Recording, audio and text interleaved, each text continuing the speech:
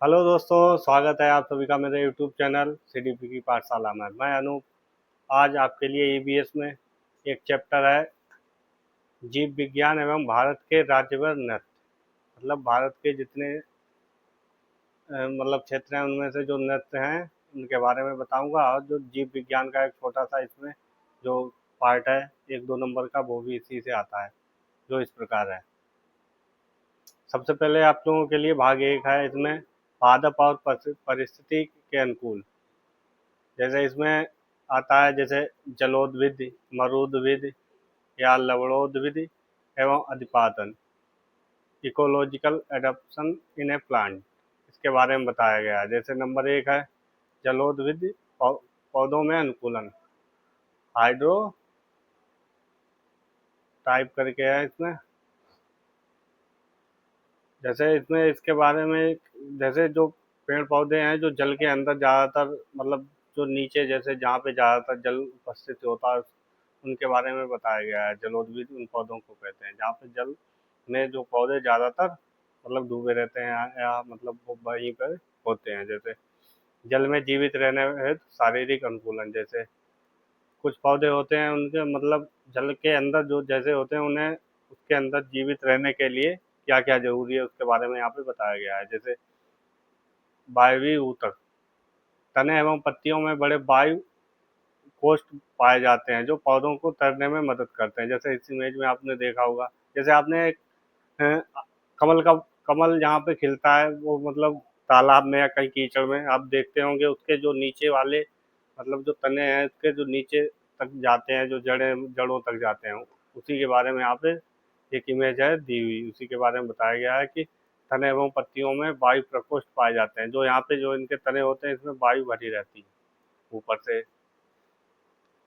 और मोमी परत, इसके बारे में बताया, पत्तियों की सतह पर मोम की परत होती है जो सड़न व पानी की रुकावट से बचाती है। जो पत्तियां भी आप देख रहे होंगे जो पानी में जो तैरती रहती हैं, आपने देखा ही होगा, बहुत से आप देखते ही होंगे।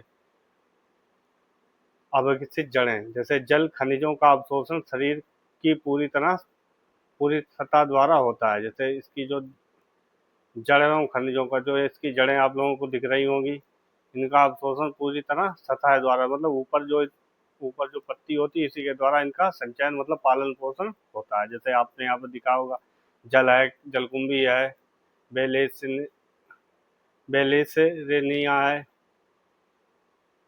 नेक्स्ट इसी का पार्ट है जो दूसरा है मरोदविद, पौधों का अनुकूलन, जो आपने देखा होगा शुष्क क्षेत्र में पाए जाते हैं, राजस्थान वगैरह में, उसके बारे में बताया गया है। जैसे कुछ कुछ उन्हीं के टाइप में अपने क्षेत्र में भी होते हैं। जैसे आपने देखा होगा नागफनी है, इसके बाद में आपने और और होते हैं उसके बारे में। जो नागफनी आपने देखा हो इस प्रकार होती है। जैसे शुष्क वातावरण है तो इनके लिए मतलब जो इनके शुष्क मतलब जो वातावरण होता है उनके इनके जीवित रहने के लिए क्या क्या जरूरी होता है। जैसे कांटों में रूपांतरण, बाष्पोत्सर्जन कम करने के लिए पत्तियां कांटों में बदल जाती हैं। इनकी जो पत्तियां होती हैं वो कांटों में बदल जाती हैं। इनमें पत्तियां नहीं होती हैं इन पौधों में, मरोद्भिद पौधों में। आप लोगों को याद रखना होगा कि मरोद्भिद पौधों में जो पत्तियां होती हैं वो कांटों का रूप ले लेती हैं। मांसल तना, जैसे तना हरा एवं मांसल होकर जल संचय करता है तथा प्रकाश संश्लेषण करता है, आपने देखा होगा। नेक्स्ट इसी में है धसे हुए रंध्र। आपने इनमें देखा होगा छोटे छोटे, इसमें जो कभी आप इनके पास जाना किसी लकड़ी से इन पे स्क्रैच करना, फिर आपको इसमें जो छोटे छोटे रंध्र हैं वो दिखाई दे जाएंगे। जैसे इसमें जल हानि रोकने के लिए रंध्र त्वचा में गहरे धसे हुए होते हैं, जो मतलब अंदर तक इसमें हुए होते हैं। गहरी मूसल जड़ें, जैसे जल की खोज हेतु अत्यधिक गहराई तक जाती हैं इनकी जड़ें।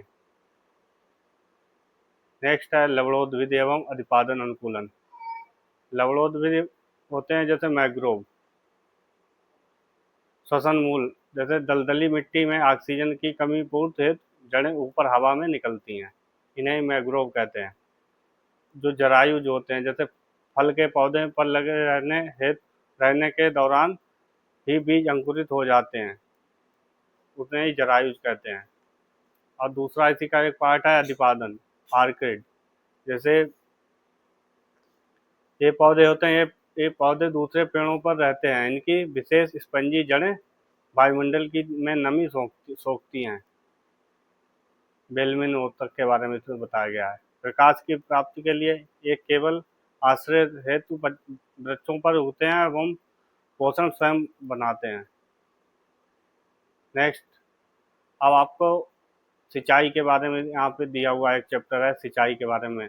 जो सिंचाई मतलब किस प्रकार की जाती है, इसके बारे में जो विधियाँ हैं और उसके बारे में दिया हुआ है। जैसे सिंचाई की आधुनिक एवं कुशल विधियाँ हैं, इनके बारे में दिया हुआ है। जैसे जल, ये पानी की बहुत ज़्यादा जहाँ पे मतलब जब बचत, जिन क्षेत्रों में पानी की ज़्यादा किल्लत होती है उसमें इन विधियों का ज़्यादा उपयोग किया जाता है। जैसे ड्रिप सिंचाई प्रणाली, इसमें जल पाइपों द्वारा सीधे पौधों की जड़ों पर बूंद बूंद करके दिया जाता है। जैसे जल की इसमें 90 से 95% बचत होती है। आप देख रहे होंगे यहाँ पे एक इमेज है, ये ड्रिप सिंचाई के बारे में बताती है।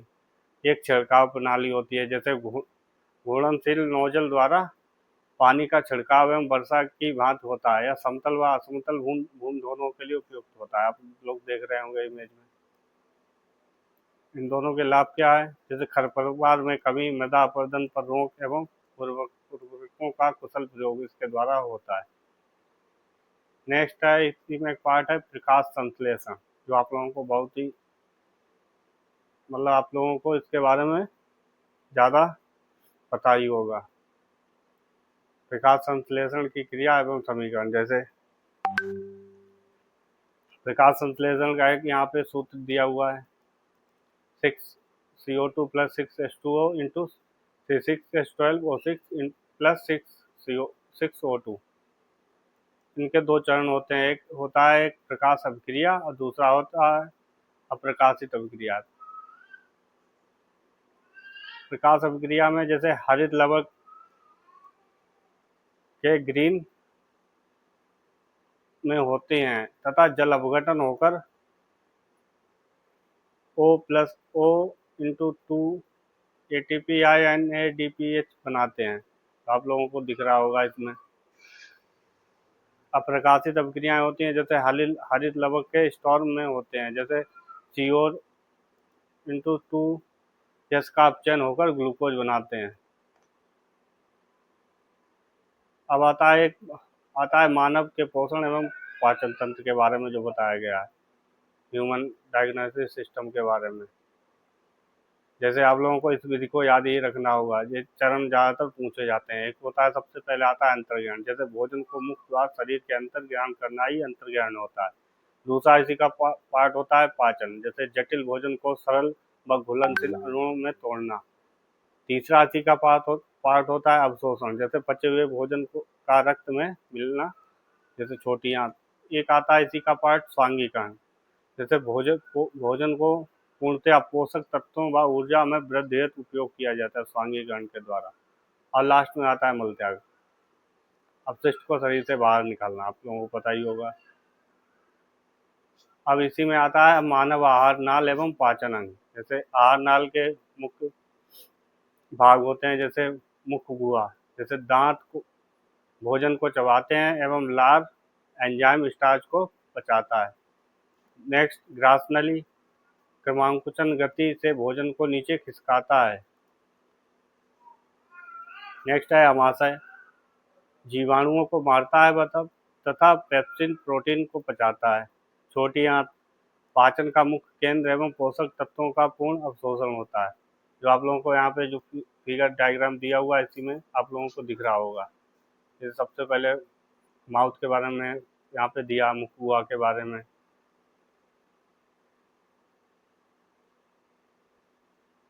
अब इसी में एक चार्ट है यहाँ पे बना हुआ, जैसे पाचक रस ग्रंथियां एवं एंजाइम तालिका। जैसे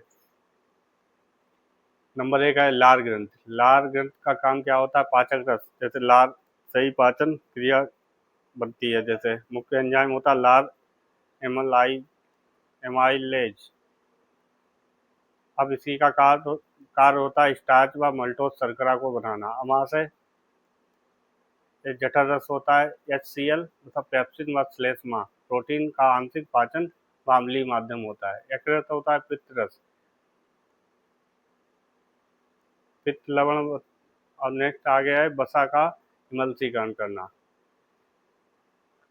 अग्नाशय, अग्नाशयी रस व ट्रिप्सिन, लाइपेन, इन दोनों के द्वारा ही प्रोटीन व पेप्टाइन वसा वसी अम्ल बनता है। अब एक पाचन क्रिया के बारे में एक यहाँ पे पॉइंट दिया हुआ है, होता है जैसे छोटी आंत की इसमें जो लंबाई दी गई है वो 7 मीटर होती है। ये पाचन से जुड़े रोचक वैज्ञानिक तथ्य हैं, जैसे अमाशय का एसिड HCl, इसका पीएच मान दिया हुआ 1.5 और 2.5 होता है, जो धातु को भी गला सकता है एवं परंतु श्लेष्मा परत प्लेट की रक्षा करती है। सबसे बड़ी ग्रंथि होती है यकृत। यकृत शरीर की सबसे बड़ी ग्रंथि है, जो बिना किसी एंजाइम के पित्त रस द्वारा वसा पाचन में मुख्य भूमिका निभाती है। अब नेक्स्ट है पाचन रस। संपूर्ण आहार नाल को भोजन में पचने में 24 से 72 घंटे लगते हैं।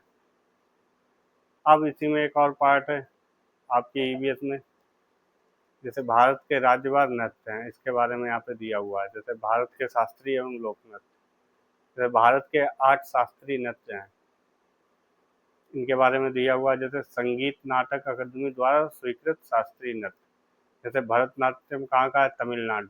यह भारत का सबसे प्राचीनतम शास्त्रीय नृत्य है। नंबर 2 कथकली व मोहिनी अट्टम, यह कहाँ का है, केरल का। मुखौटा व भाव भंगिमाओं हेतु प्रसिद्ध है।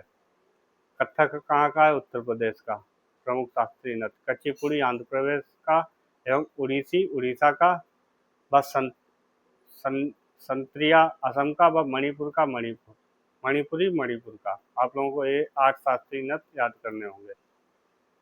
नेक्स्ट है विभिन्न राज्यों के प्रसिद्ध लोक नृत्य, जैसे पंजाब का दिया हुआ भांगड़ा पुरुषों द्वारा, गिद्धा महिलाओं द्वारा। राजस्थान का घूमर, कलवेरिया व सुईसिनी एवं चरी नृत्य।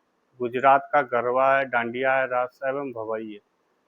महाराष्ट्र का लावड़ी, तमाशा व कोली नृत्य। असम का बिहू व बागुरुम्बा। अब यहाँ पे एक चार्ट है जो आप लोगों को दिख रहा होगा। जैसे उत्तर प्रदेश कथक, नौटंकी, रसलीला, चारुकला, कजरी प्रमुख लोक नृत्य उत्तर प्रदेश के हैं। वैसे ही पंजाब का, जैसे पंजाब का भांगड़ा, गिद्धा, जो आप लोगों को मतलब देखा होगा। गुजरात व राजस्थान का घूमर, कलवेरिया, गरबा, डांडिया। वहीं कर्नाटक और गोवा का है यक्षगान व डोलू कुनिया एवं फुगड़ी ढालो। ये कहाँ का है, गोवा का। अगर आप लोगों को मेरी क्लास से अच्छी लगी हो तो लाइक करें, सब्सक्राइब करें।